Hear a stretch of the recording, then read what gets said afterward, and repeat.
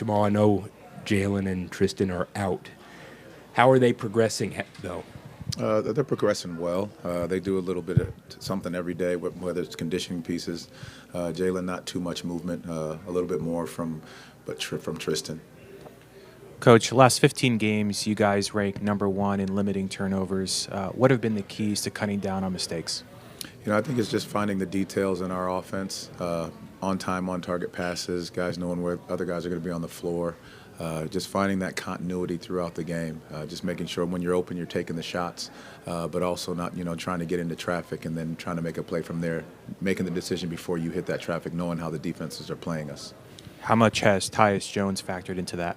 He's been good for that. He's always, led the league in that assist-to-turnover ratio. So his ability to find guys, make quick decisions, I think it's huge for us with his poise and his steadiness on the court.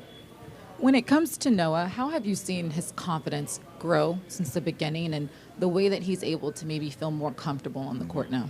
Well, I think a lot of that for him started in training camp, taking on different defensive challenges, and then after that, it's the work that he continues to put in, his ability to go down to the G and play a couple games just to get that experience, get that game feel for not being in rotation for some time, which I thought was great for him.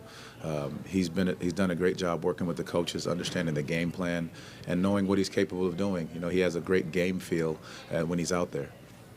Warriors take the most threes. You guys give up the fewest. What are the main focus areas as far as either running them off the three-point line or just making it tough on them?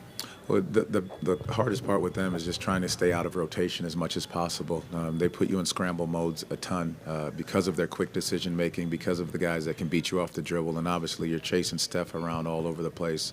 So our ability to understand the game plan, know who we're closing out to, and then obviously they get a lot of those offensive rebounds. So we've got to make sure we clean up the glass tonight so they're not hitting those, those late threes.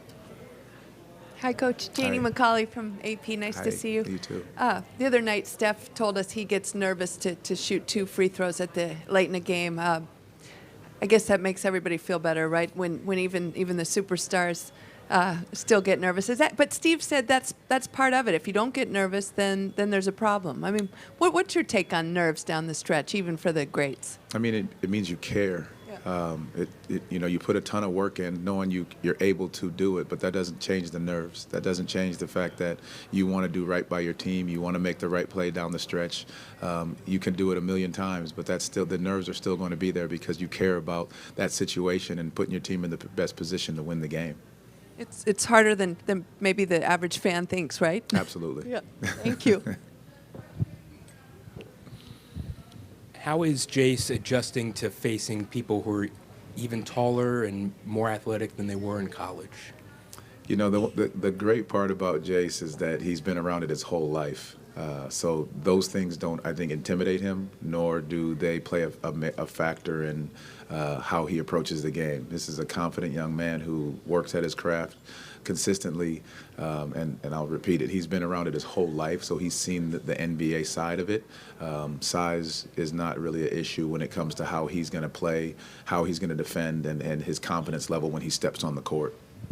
Given that he's not the tallest person, how does he compensate for his relative lack of height on defense?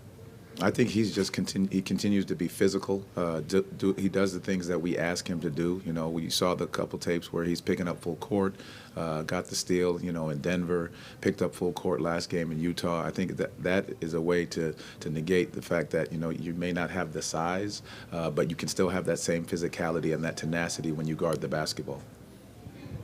Coach, you mentioned Noah's feel for the game. Can you expand on what you mean by that? And were you surprised that he has that same feel coming from abroad and having to adjust to the NBA game? Not surprised at all. He's shown those things throughout the game, throughout his career, being a pro early on. And, we showed clips this morning of, him coming down the court.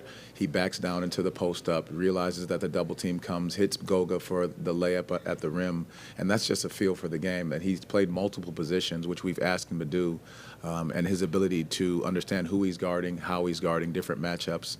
Guarded Joker a couple times in our Denver game. So I think those are just pieces of him. That's what I mean by the feel for the game, knowing who he's guarding, knowing situations when he has the ball in his hands, and when he doesn't, knowing when to cut, knowing when to rebound. Those are big pieces of how Noah plays for us.